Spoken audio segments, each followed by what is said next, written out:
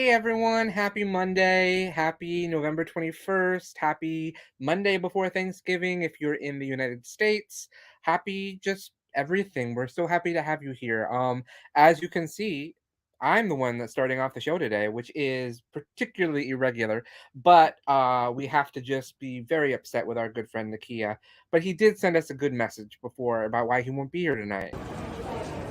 Hi everybody, it's Nakia. I am coming to you live from LAX. I'm so sorry I couldn't be with you tonight. Normally, as you've seen in the past, I would do the show from the airport.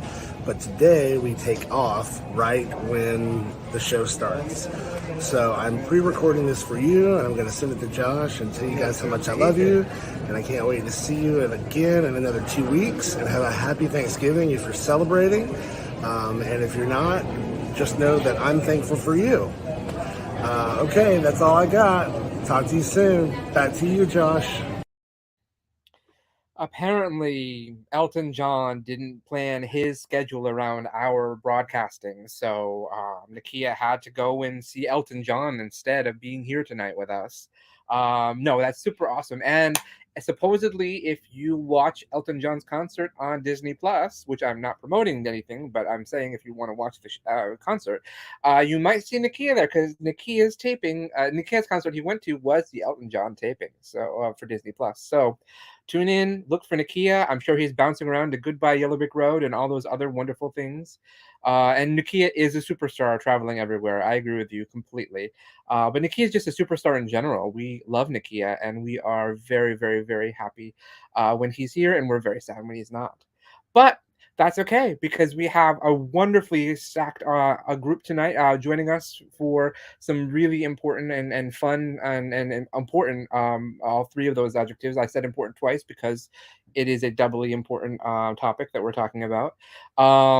But before we bring anyone on, you're going to recognize one of them from this trailer that we have.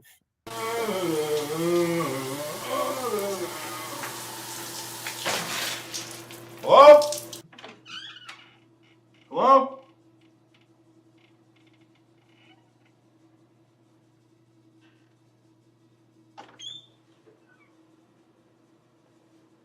Somebody there?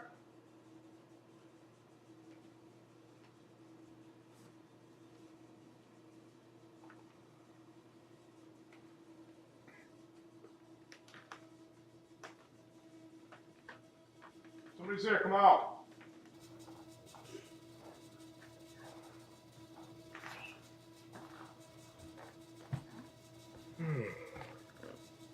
Hey. Who are you? Harvest? Yes, this symbol is on every single victim. So it's vengeance you seek. Nothing about this is fine! People don't just randomly kill. There has to be a pattern here. I screwed up big time! I can't find an answer about the scissor slasher, and I can't find an answer about what I am. That was not my turn. I trust you. This is terrifying. But fine? Right. Okay, so maybe I embellish a thing or two on immortality. With love as well as with magic. There is always a price.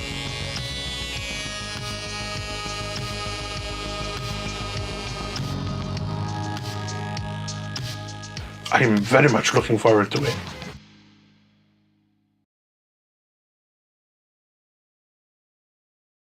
Who was that screaming at the end of the trailer? Why, it was Reverend Yolanda. Yes, it was. How about that? And it feels like we filmed that like 100 years ago. Well, I know it does just seem like that. Look how much I've changed. Well, I grew out my hair and all this stuff. So it is a very different look for me. But anyway, in all of your web series, I like to create, sort of a different look. So I'm sure I will continue wearing my wigs and doing my things, but well, we like, but we have to, well, we in A Taste of Youth, you're using your own hair, I think, aren't you? Yes. Well, absolutely. Well, and of course in A Taste of Youth, which I'm so excited about. Yeah.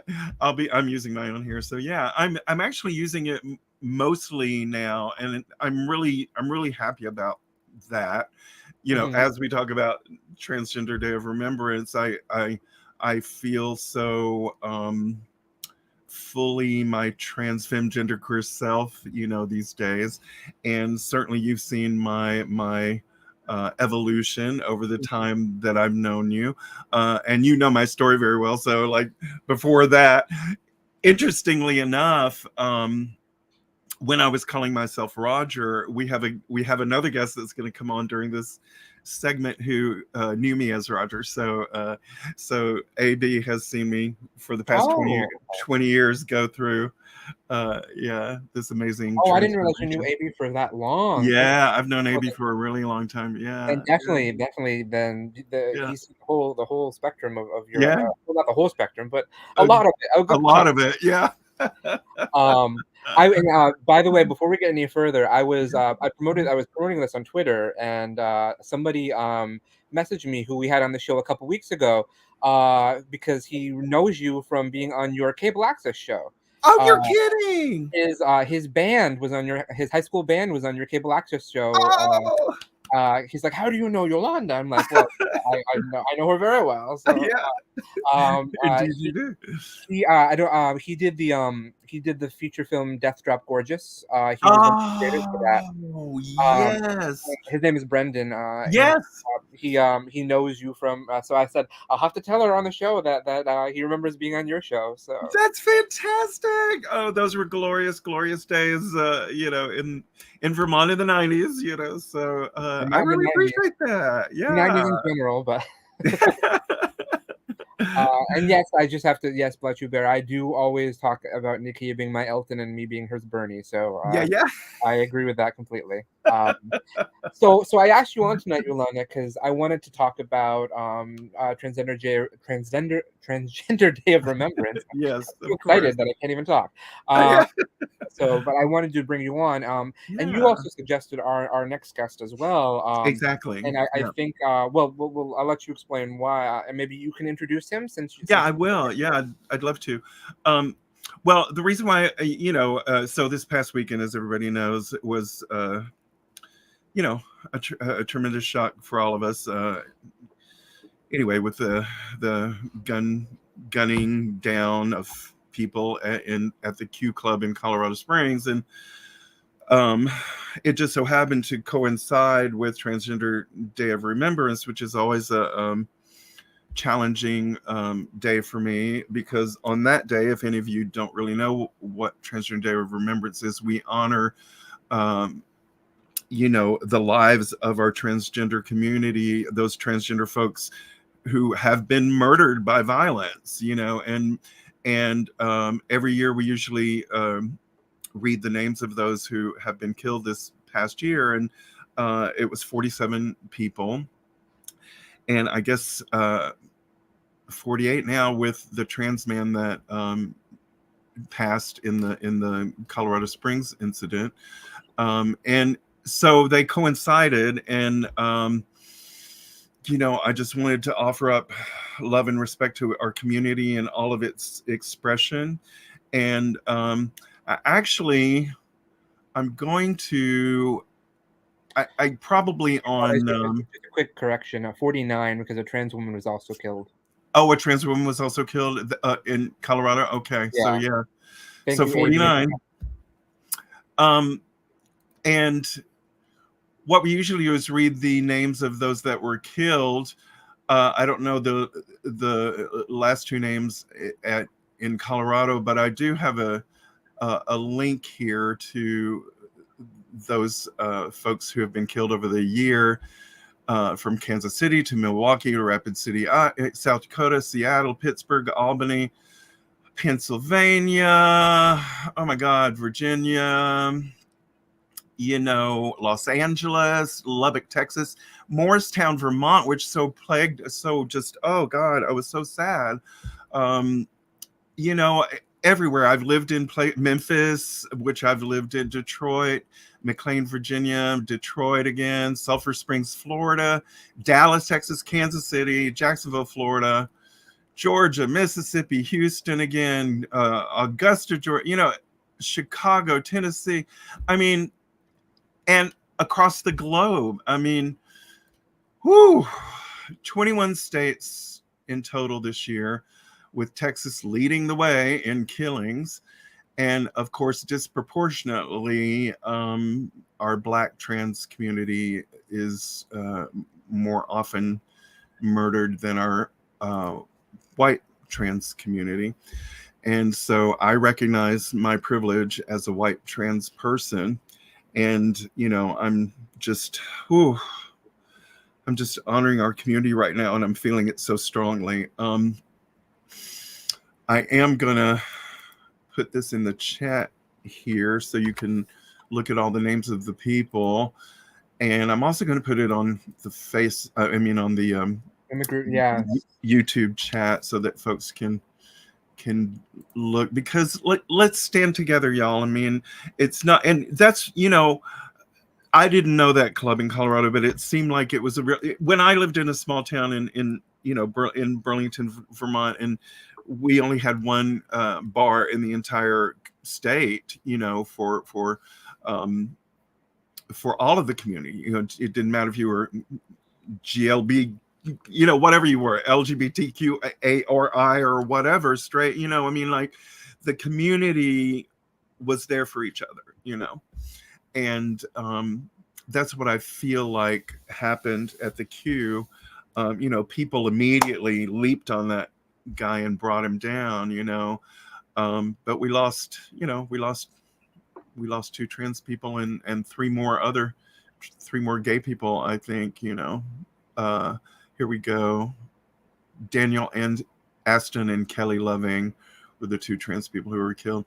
And I, you know, I do encourage y'all to check out the link that I put. I mean, whoo, I can't read everybody's name because we have a limited time and we want to have AB on also, but I just want to bring our attention to it, you know. And so what I say is, don't let this stop anyone, you know. Don't let this, like, live out proud, live out strong, tell your story, be who you are. Now, seriously, really, and you know this, Josh, like, even here in New York City, you know, I mean, I've been harassed and all of, you know, all kinds of things, like on the street, in the subway, la la la la la.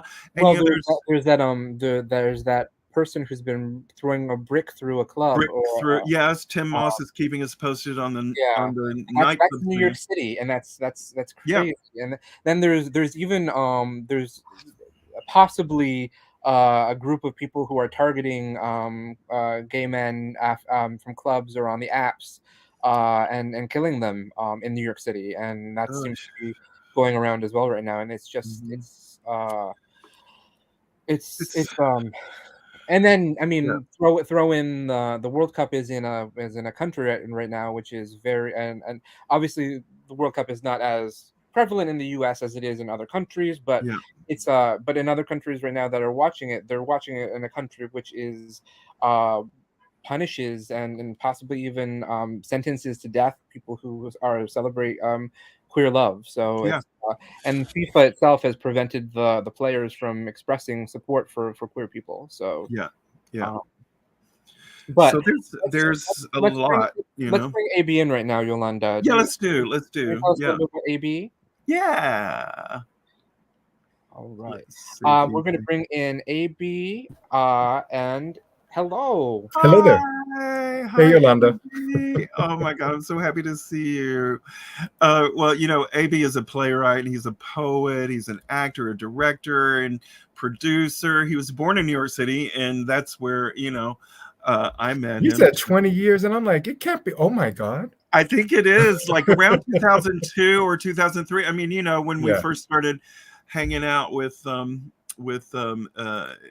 know, Will Clark. Yeah. In all those crazy clubs we used to, you know, go to and raising money for different charities and stuff. Yeah, raising money for different charities, and oh my goodness, it was that was a lot of fun, you know. And I remember that one little dingy club over on 42nd Street that we were scary little club, you know, but you know, giving old New York flavor. Giving old New York flavor, yes. Disney New York flavor.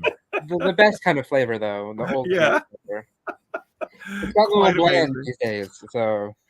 Well, I mean, and it's been so exciting. So you're an award-winning actor and producer and singer and all of that stuff. Here You're talking about yourself? Yeah, you've done so much, and you've won really a lot of awards and accomplishments for your work, and now you're a dad, and you live in Colorado. Congratulations. I didn't know that. Well, my son is 4, so Yes. yeah. Oh well, congratulations. He's a very Where'd you tall go? 4 with very long limbs, just like his daddy.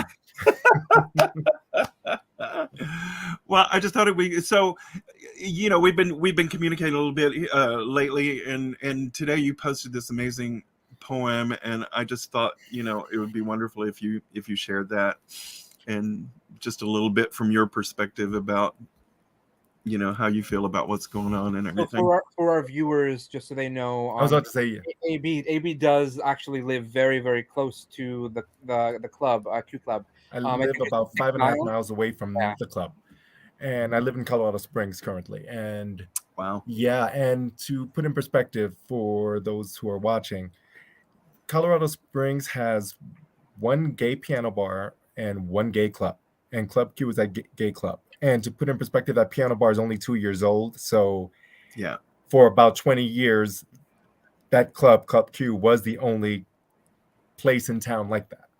Right. And Colorado Springs is the seat of El Paso County. Colorado Springs is leaning leftward. El Paso County is strictly red. And so it feels like it's an island within an island, so to speak. Yeah. And so that's why it's shocking. And yeah. And yeah, the Pride events that they have here in town, they do them, I believe, in July, and it's a family affair, all different kinds of, like, even heterosexuals go, like, because it's like, and usually the after party would be at Club Q. Yeah. So to give you an idea, of the 5 people killed, 2 of them were heterosexuals. Interesting. A heterosexual man and a heterosexual woman, and they were there for a friend's birthday party. Exactly. Like that's what you do. That's what you do in a small town. I mean, that's you band together and you come together for each other and stuff. The guy like that. who took down the shooter is a married man who was there with his wife and their kid, their teenage daughter, whatever. And and they, like, he owns a brewery because it's Colorado. He owns a brewery, but his wife is the one who actually does the brewing. You're like, wow. Yeah, so it's really, like, they're very cool. And so when I found out it was him and their beer company, I'm like, wow. And now I feel like I'm definitely supporting him, because that's what an ally is. He's a retired army person. And he said, I thought I was done with war. Yes. But, like, he doesn't remember, like, fully. Like, he just jumped into action. Yeah.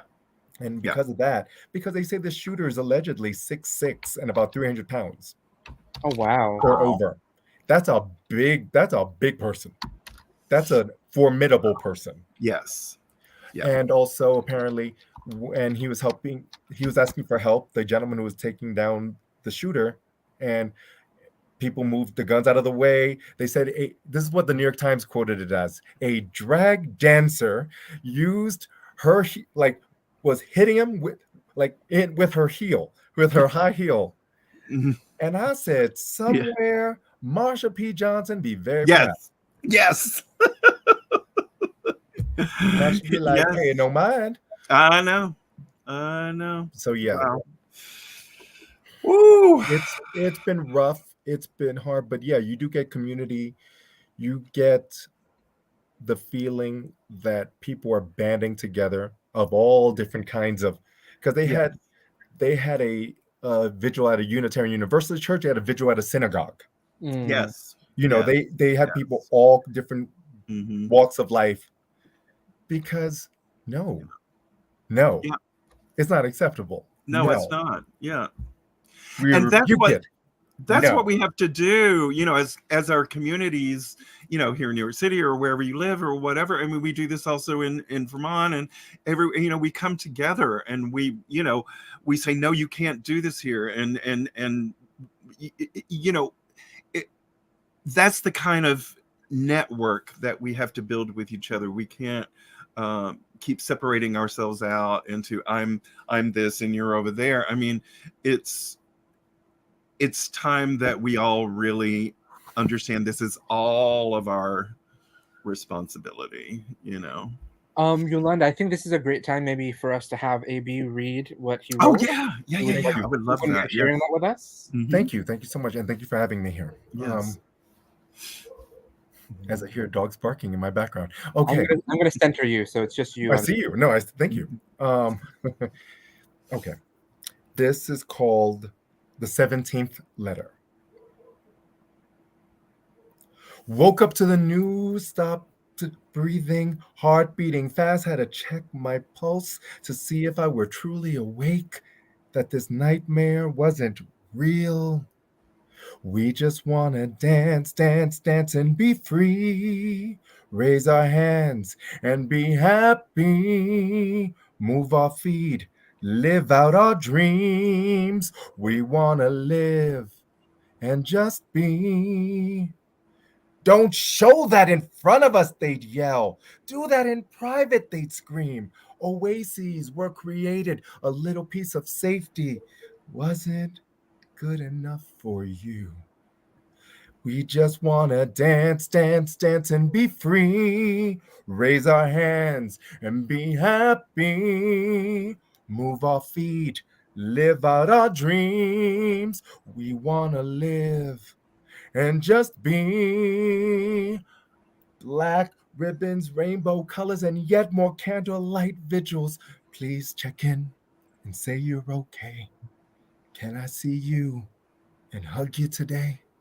We just wanna dance, dance, dance and be free. Raise our hands and be happy. Move our feet, live out our dreams. We wanna live and just be. Same reaction, then in action. No satisfaction from all the bastions.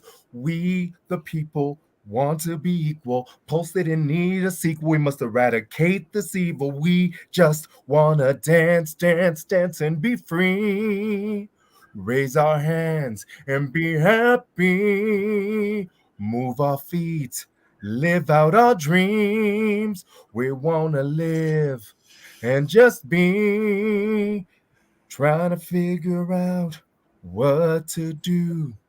Lead with love, that's your cue. Trying to figure out what to do. Lead with love, that's your cue. We just want to dance, dance, dance and be free. Raise our hands and be happy. Move our feet, live out our dreams. We want to live and just be. Trying to figure out, just be what to do, just be. Lead with love, just be. That's your cue, just be. That's your cue.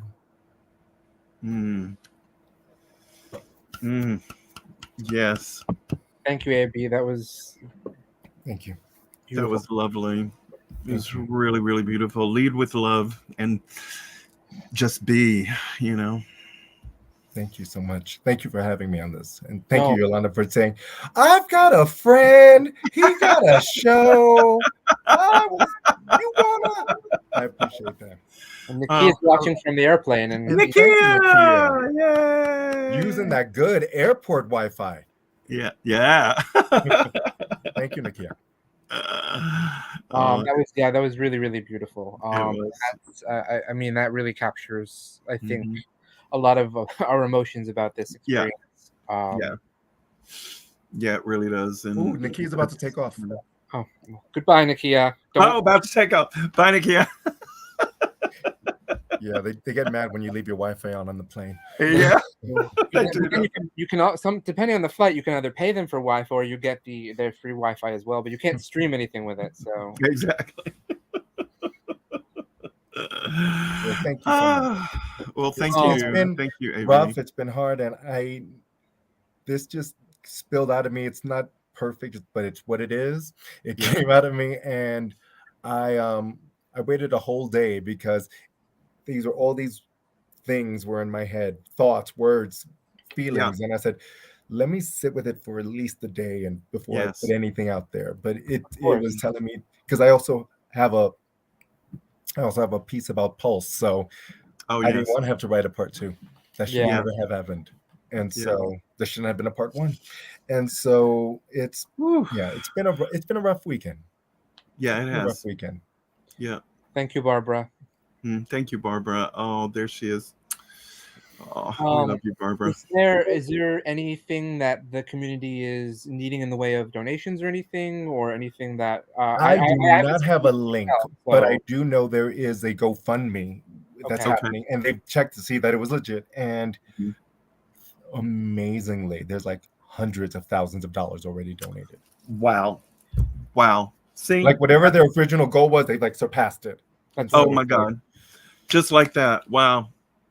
And that's community coming together. Yes. No. Yes. No. Wow.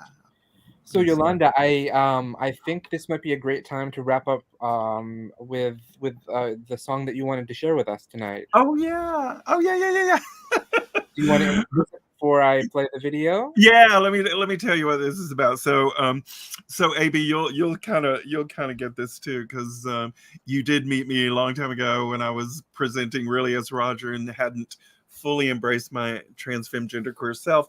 So I wrote a song called Transcendence, which sort of speaks to my journey. You know that song? And so Catalin, who is one of our favorite team players here at SideKick Productions, filmed this video for me, and our concept was catching me while I was still presenting as Roger, dreaming about becoming Yolanda, and then at the end of the video it leaves you with, did she do, what happened, kind of thing. And so it's kind of like a little mini movie, and I just love it. So I wanted to share that. All right. And this was at Candy's apartment, right? It was at Candy Sample's apartment in Astoria, Queens. Okay. That's the drag queen I was telling you about earlier, the drag performer, the Southern accent. Oh, yes. That was Candy. Of course, I love Candy Samples. That's Candy. All right. Here we go.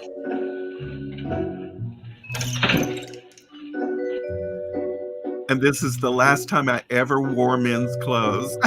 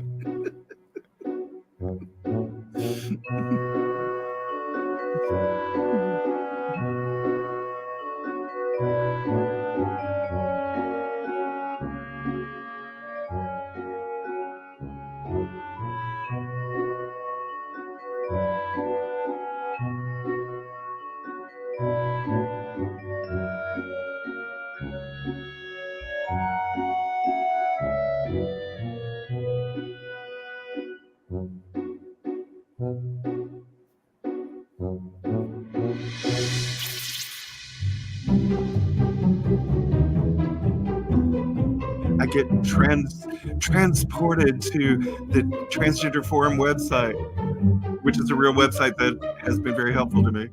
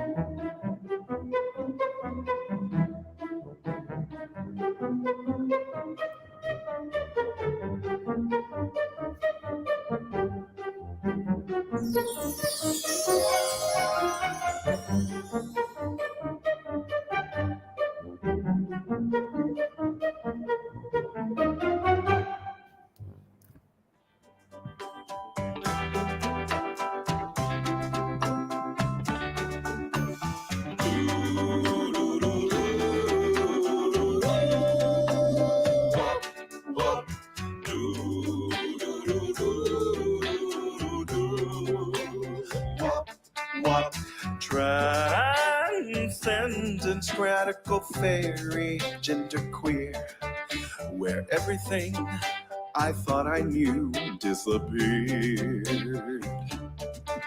I'm non-binary, I'm feminine but hairy, both masculine and feminine, loving my padded underwear.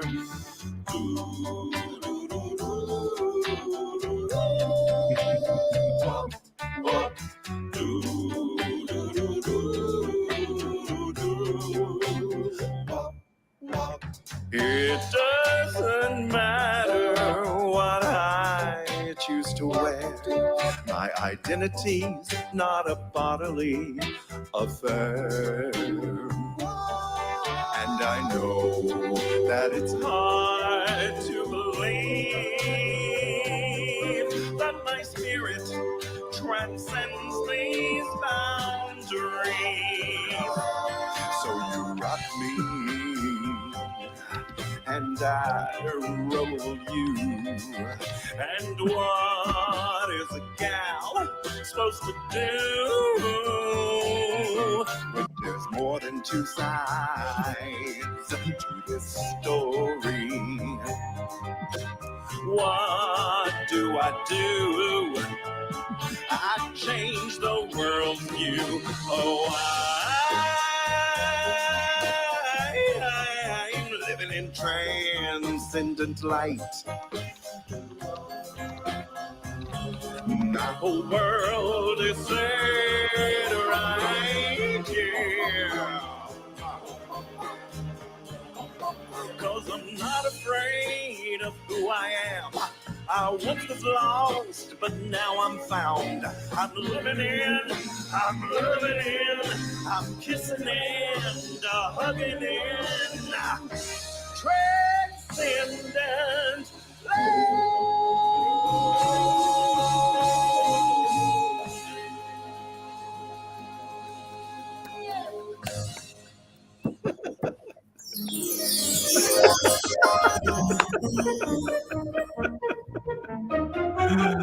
Oh God. Amazing. Catalan Media, folks. Catalan is just brilliant. He is brilliant. He's so cool. So Yolanda and AB, thank you so much for being here tonight. Thank you for having us. Thank you. I really, really appreciate you coming on and talking about some important issues, but also doing it in a way that makes us all want to learn more and share and love one another in a way that isn't always happening in the world. Yolanda, before you go, I'll bring in some friends who might want to say goodbye to you. Yeah. Hey, Ashley. I love that so much. Oh, thanks, Stu. Are you hosting that song anywhere? Is that available online to listen to? Yes, again? it is on all your favorite channels. You know, iTunes, whatever, Spotify, all of it. It's all there for everybody. Thank you. Did you like? I think that's going to be my wake up breakfast song for the rest of the week. Actually, you're muted, Asha. Just so you know. I was singing along the whole way. I don't even know this song, but I know it now. It was so good. Thank you. So Yolanda and AB, I'm gonna move you to the green room now because we have our next guest to bring on, and Ashley and Stuart are gonna help me with him. Yeah. But AB and Yolanda, thank you so much, and have a wonderful evening, both of you. Good night, y'all. Thanks, everybody. Thanks for having us.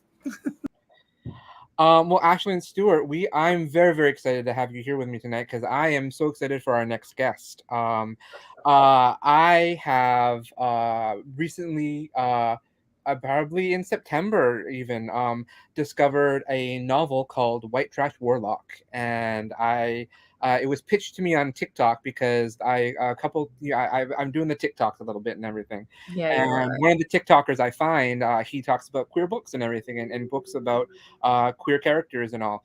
And White Trash Warlock is a very catchy title. It's So provocative. it's very provocative. So I picked it up. I fell in love with it in the second page. The first page I was liking it. Second page I was like, "Oh, this is amazing! I love this." And then lo and behold, I finished the book, and there's a second one, and I was so thrilled. So I picked it up, and I devoured that one, and I was so sad. And then I realized that I had picked it at the right time because the third book in the series came out like 2 weeks after I finished the second book. So I was Synergy. able to go right into the third book. Pure synergy. So I am talking about, of course, author David R. Slayton. He grew up in Guthrie, Oklahoma, and he is the author of White Trash Warlock, which came out in 2020.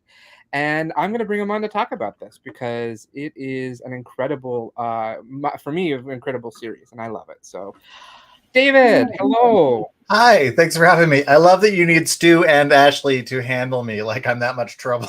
No, I just want to make sure that you get the star power that you need, and you have an entourage here now for you. So you're gonna make me blush. But Josh encourages participatory culture. I do, yes. David, thank you so much for being here tonight. Why don't you just quickly tell us about White Trash Warlock and the Adam Binder series and everything? Sure. Before I do that, I just want to say thank you for having me tonight. And it was really nice getting to come on as the other guest was leaving and getting to hear some queer laughter and some queer joy tonight.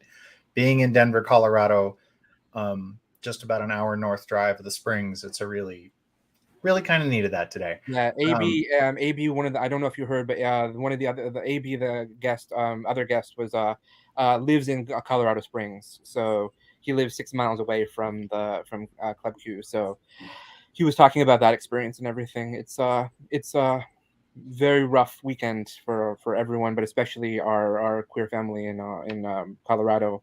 So yeah. All right, so I'm David R. Slayton. I'm the author of the Adam Binder novels. So as you said, White Trash Warlock, Trailer Park Trickster, Deadbeat Druid. We can get into this title and the provocative. All things that just describe Josh. No, I'm kidding. Pretty much. But I'm really glad you found them. They're funny because they kind of fly under the radar that they have a gay main character and a bi love interest and a lot of other representation sprinkled in. And it's kind of interesting because my publisher doesn't really promote them that way, but they definitely show up. And I get asked all the time, why did you write this? And urban fantasy as a genre is really awesome, but it's usually some very male gaze, straight dude with a lot of power, walking on screen, tossing out fireballs, seducing all the ladies. And I was like, it'd be fun to have a gay action hero. Mm-hmm. Yes.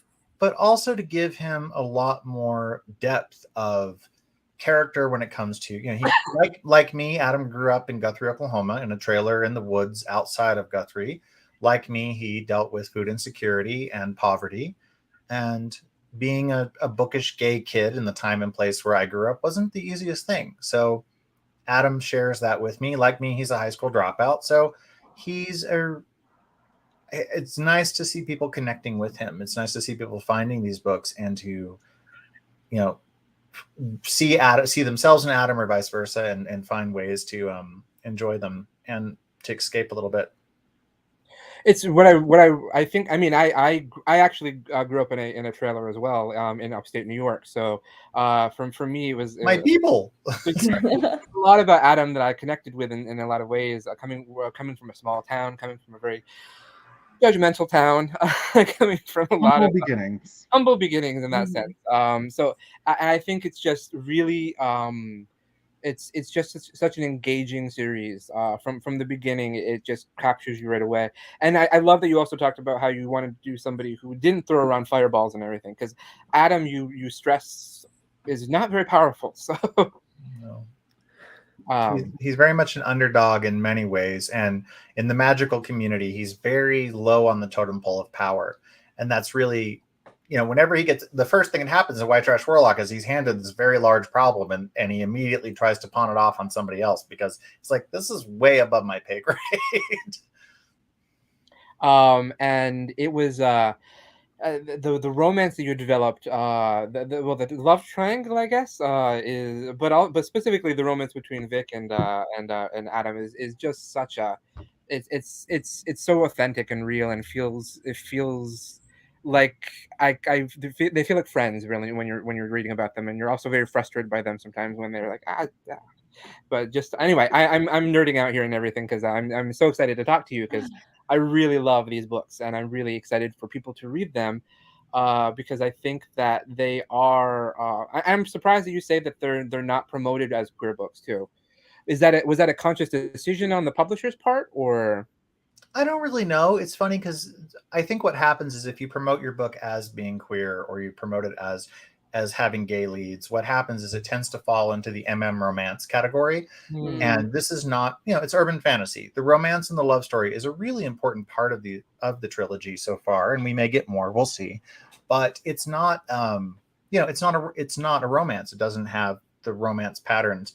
So I do occasionally get some weird like reviews of, wait a minute, there's not a lot of on-screen sex. What's happening? Why it's like they're looking for that paranormal romance vibe. And so you're just assuming that since it has a gay lead, it's going to have that angle to it. And if that's your jam, that's cool. But that's not what I was writing with this book and with the series. So I don't know. I'm not really quite sure. But when my publisher asked me like, how would you shelve this? My answers were urban fantasy, fantasy, and it does very good. It does very well, I should say, in some LGBTQ book categories, but it ultimately as a genre, it's urban fantasy. So I'm happy that I'm kind of happy too, because what happens is I do get a lot of readers who read it and say, I read this because it was urban fantasy and I like it. And so there are a few people who respond to it and say, oh, I didn't think I would like a book with the gay lead. And I ended up really liking it. And that, so there are hopefully a few people that it's reaching who normally wouldn't read a book with a gay main character and getting that perspective. I hope it's doing some of that. Well, that always helps normalize things in pop culture, right? If you just let them be and exist and just let them be themselves. What? We can do that, Stu? Yeah, imagine that. We could try at least. I think there's a need for a lot of both types of queer media. The one that sort of doesn't blatantly say I'm a queer piece of media, because that does sneak into people's lives that way. And they're like, "What do you mean the main character is gay? Adam's having a crush on a guy? What is that? I just want to watch him throw a fireball." And honestly, I think you actually then have access to places that we don't, because what actually Stu and I do with our production company. We're extremely blatantly queer. Like if you don't know we're queer, then you're not actually watching what we're putting out. So, but I mean that does create barriers for us in ways that I don't think that you necessarily have up front, because you sneak past sometimes. So, well, to a degree, I make it so most readers, when they pick up a book, they read the first few pages and then they put it down. Adam flirts with the guy on page 1, and there's a little bit of a kiss in the first chapter. Sorry, spoiler. He's undercover and he sucks at it, but I wanted to make it very clear he's checking a guy out. There's some flirtation going on. So if you are gonna, if you do pick up the book and check it out, hopefully by the end of the first chapter, I've got your interest and you're going to read it. But if Adam being gay is going to put you off, it's not a shock, right? It's right there on page 1 that he's checking this guy out. So. But the good news is if they pick it up, and that means they've already paid for it. So perfect. Either if they don't finish it, at least they've paid for it. I'm glad people are liking it. I'm glad it's resonating. It makes me happy too that queer people are finding it, especially people who grew up like us, rural or more poor. And I love every email I get from someone who says, "Oh, thank you." So nobody writes about us. When you do read urban fantasy, it's usually in a big city. This one's Oklahoma and Denver. And again, it tends to be from a very straight male perspective or a straight female perspective, and very cis. So it was nice to get to work with, I just wanted to write a book about people like us for people like us. So that's the power of representation, right? I hope so. And the world building that you do is you have so many details and layers there. It's kudos to you on this, because some of it is just so tertiary to the plot and everything, but it's so rich in terms of the world building you're doing. It's exactly what you want from a piece of fantasy. Like it's at times like Tolkien level worlds of nuance and everything. So bravo on that and everything. I love watching Josh nerd out. Yeah, that's what I do. So only because you love literature so much. So like anytime you get really jazzed about something, it's very inspiring. You know what, David? I don't think that you have left a spoiler. I think you've given us a teaser. There you go. Thank you, actually. Well, you're also just really supportive of the people that that follow you and everything, because I was shocked that you followed me back on Twitter. Once I followed you, I was like, oh my god, he followed me back on Twitter. That's so exciting. Because I've made contact. Yes. He's real. There's He's another real. one out there. He's a person. He wants to talk about this, but I'm sure you want to talk about a couple other things too. You founded something in 2015. Could you tell us a little bit about Trick or Read, David? Sure. So Trick or Read is the easiest thing in the world to do, and I encourage anybody watching or listening to do this. All you do is you go out and find gently used children's books, or new if you can't afford them, and you give them out with candy at Halloween. So I put out a table every year, and it started as something I was just doing at the house, and then kids would come and get candy, and they would also grab a book. And then over time, I said, you know what, let's try to take this bigger. So I started having a big Halloween party. Everybody would come and bring books, and then we would divvy them up into bags of 20. And at the end of the night, so Ashley says, I get about 40 trick-or-treaters. So she takes 2 bags of 20. Stu gets 60, he takes 3 bags, and etc. And then everyone, so we essentially, at its peak before the pandemic kind of shut us down, we were giving out about 600 children's books across Denver on Halloween.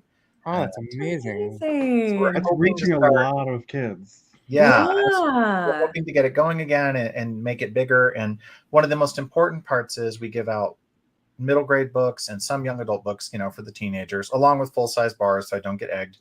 And we always make sure that we have, queer, LGBT, YA, and diverse, as much diverse middle grade and stuff as possible to try to, give. It's amazing because I get a lot of Mexican kids in the neighborhood, and so they're always happy because, like, oh my gosh, there's a book, and it's it's about somebody like me, and they can take that with them. Mm-hmm. So they have a whole selection, and that's always the one they grab. So it's nice to have that on the table for them. That's fantastic. That's something that would be really cool. New York, we don't really New York City, well, all three of us are New York City. We don't get a lot of trick-or-treaters in our homes, unfortunately. It's just different. Very different. I was just there for Comic-Con. I don't spend nearly enough time in New York. I need to get back out there. And Comic-Con's traveling books and everything, though. I think you were just in. Were you just in the South too? I think. I just traveled to Texas and to New Orleans, and then I have I'm doing the Barnes and Noble table thing in Colorado Springs, actually at Briargate Saturday. So that should wrap up my appearances for Deadbeat Druid for now. That's exciting. So yes, the most recent. I should have taken pictures of all of them. The most recent book is Deadbeat Druid. This is the cover of Deadbeat Druid. It's the third in the book series, so please do not start with this one because you'll be very confused.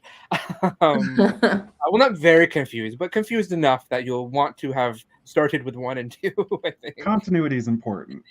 Well, 2 has a big cliffhanger, so it would be like watching Return of the Jedi and not having watched Empire. You'd be like, "What is going on here?" So, no. Absolutely.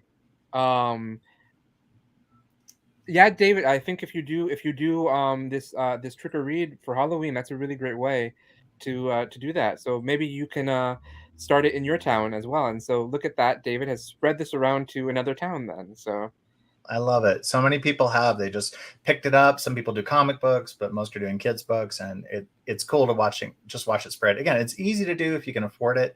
And for us, we'll sometimes just hit our local thrift stores and just sort carefully through the year when they're on sale and find stuff that's in good enough shape. So it doesn't have to be, brand new. So. And so in 2023, you're shifting from urban fantasy, I think, aren't you? Yeah. So next year's book out on Halloween actually is Dark Moon Shallow Sea. It's a epic fantasy. It's my debut epic and a little bit longer than the Adam books. It's funny because my brain. So this is the thing about being a writer. I'm promoting Deadbeat Druid because it came out a month ago. I'm editing and writing Rogue Community College, the spinoff to the Adam series, which is out in 2024. Oh. And I have to start edits and promo prep for Dark Moon Shallow Sea, which my publisher will release on Halloween next year. So I have 3 books in my brain. And somewhere out there is my gay geeky rom-com, which was a different publisher, but my editor hasn't sent it back yet. And as much as I'm excited to get it wrapped up, I'm like, please don't until I have something off my plate. There's too many things. I'm very gay and very tired, I like to say. that sums up life, I think, for all of us. Well, you look fabulous. So thank you. Yeah, I thank you again for doing this tonight too, because you said you were doing another podcast right before this. So thank you for bouncing from one to the other. You're on that promo tour. Really well. It was fun because I could just pop on, go get a glass of water, come right back. So for our viewers, in case they don't know, what is the difference between urban fantasy and epic fantasy? Oh, sure. So urban fantasy is usually set in our world, and that's the Adam series. So it's set in, I'll give you the hook for the beginning. So Adam Binder is a broke gay witch from Guthrie, Oklahoma, where I'm from. And he's estranged from his family because they put him into a mental institution because they thought he was mentally ill, but it was actually his sight, his ability to see the spirit world coming through. When his sister-in-law gets possessed, Adam's estranged brother here in Denver, where I live now, realizes, okay, maybe Adam wasn't wrong about that stuff. And so he calls for help. And Adam's willing to come help because he's a very nice guy and maybe get the chance to say, I told you so. But the family relationships are complicated. 1 or 2 things happen. He maybe saves the world, maybe meets a guy, but at the end of White Trash Warlock gets a call for help that sends him back to Guthrie in a bit of a state of panic. And in doing so, doesn't tell anybody, including the guy, that he's got to run, which causes a road trip through 2 fan favorite characters, Vic, the love interest, and Argent, the elven queen of swords, who likes to steal cars and has been described as would fit perfectly in a Fast and Furious movie. Yeah. They road trip together chasing after Adam. Big cliffhanger at the end of Trailer Park Trickster, which leads us to Deadbeat Druid, a literal road trip down Route 66 into the underworld.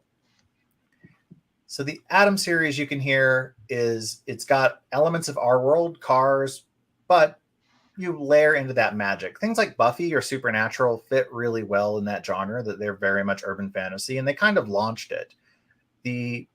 This series is best described as if Supernatural and the Dresden Files had a gay baby. That's a good, log line. That's what the Scottsdale Library said.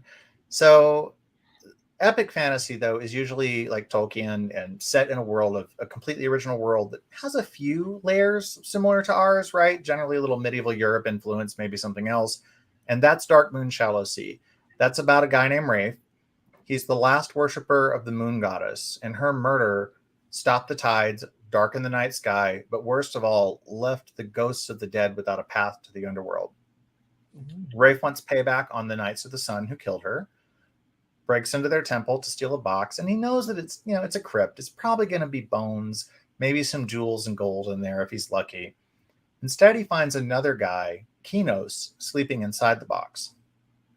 Rafe, being Rafe, steals Kinos.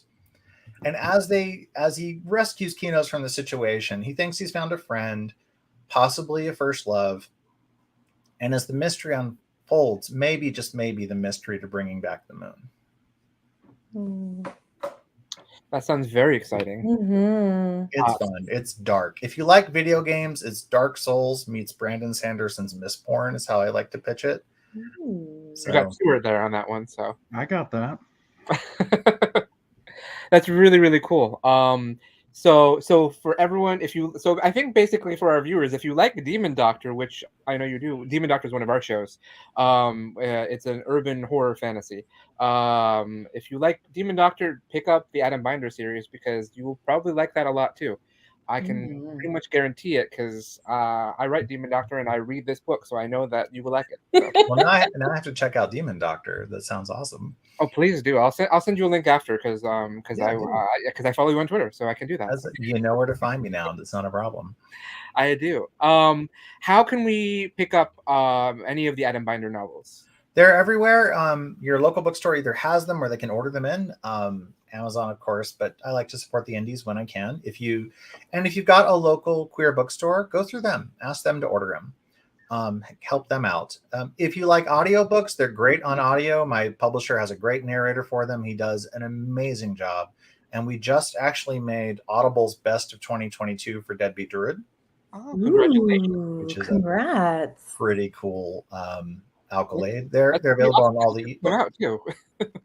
Well, Michael he just gets better and better with each book, and his wife Meredith does the direction. And so when they sent me samples for the audio, they sent me 3 auditions, and they sent me the first part of White Trash Warlock. And I listened to each of the guys who read for Adam, and 2 of them were all good, but 2 of them they gave Adam, he's a little too old the way they read him. Michael understood this is a 20-year-old gay kid from Oklahoma, and he's in a situation undercover where he's not comfortable. And there's a very early line where Adam's like, okay, keep it casual in his head. And Michael nailed that insecurity with a little bit of humor that and it's like, that's the guy. So of the samples they sent, he's the one I picked. And by Deadbeat Druid, he's just grown into the role. He's an actor. He does an amazing job. And by book 3, he's really nailed the voices well. That's amazing. I'll have to sample them. I don't usually do audiobooks because I like to put my own voices in my head, but I'll have to try this one.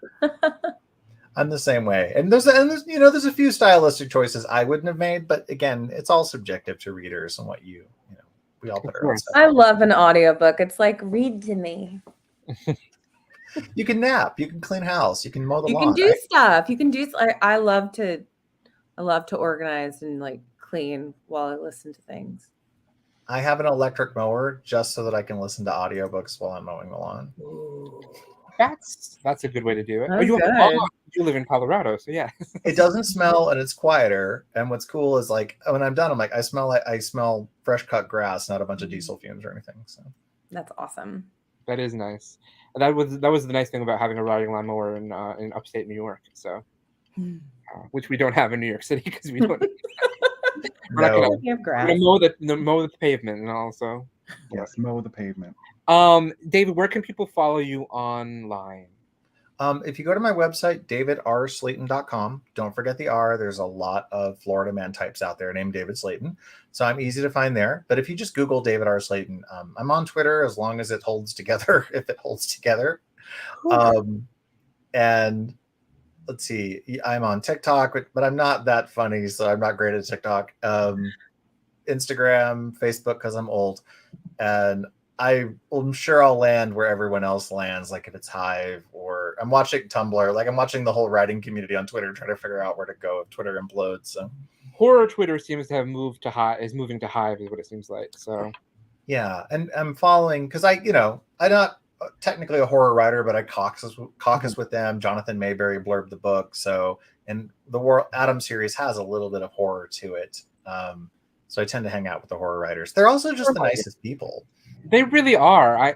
I fell into the horror Twitter community because I was in a horror anthology earlier this year. I got my first publishing experience that way, and I think it was very exciting. I was like, oh, I'm a published author now. That's exciting. And they're just so nice. The horror Twitter community is just so supportive of one another, and just really just a delightful group of people. The darker you write, the nicer you are, is my theory. Horror writers and deep thriller writers, people who write like Tess Gerritsen, who writes the Rizzoli and Isle series. Her books, if I was a single woman, I would never leave my house. Like I would put 6 deadbolts on every door and window. Like her stuff terrifies me, but she's the nicest, funniest person. And everyone I've met in that community, much like horror, are that way. They're just very nice people to be around and very funny. But don't piss them off because they do know how to hide a body. They do, and they know how to write about it too without giving it away. So, well, David, thank you so much for being here tonight and for talking to us about Deadbeat Druid and the Atom Binder series and all that's coming up for you as well. Thank you. We are so thrilled to have had you here tonight. I will be telling everyone about your next book as it comes out next year, but hopefully we'll have you back to talk about it and be able to share how epic fantasy is going for David R. Slayton. So I would love that. I'll see if I can get you an ARC, an advanced copy if oh, possible. that'd be amazing. I would love that.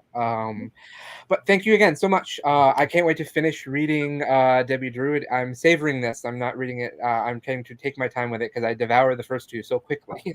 Well, I'm glad I didn't give you any spoilers. And I should tell you too, I may have mentioned it before, but there is a spinoff to the Atom series coming in 2024.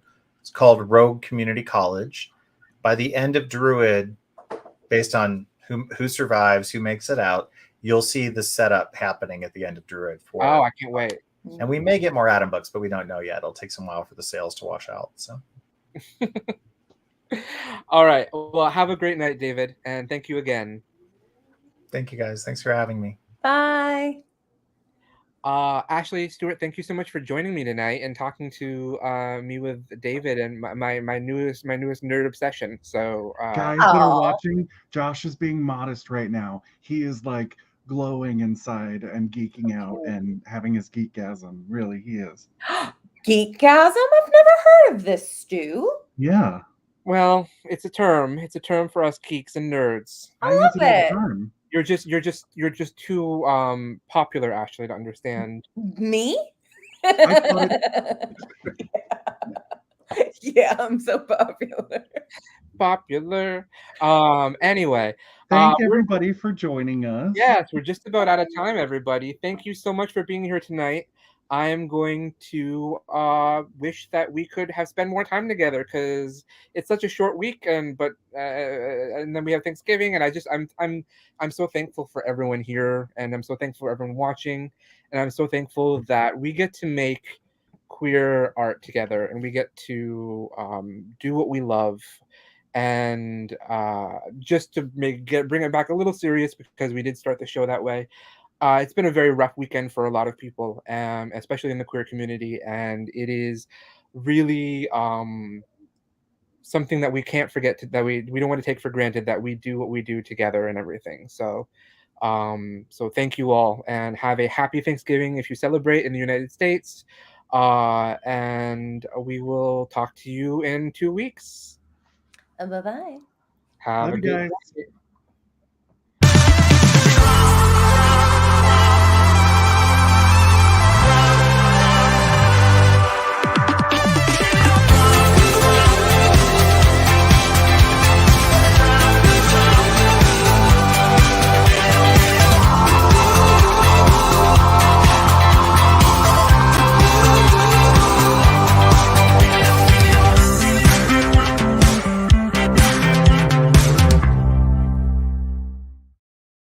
And that's the tea.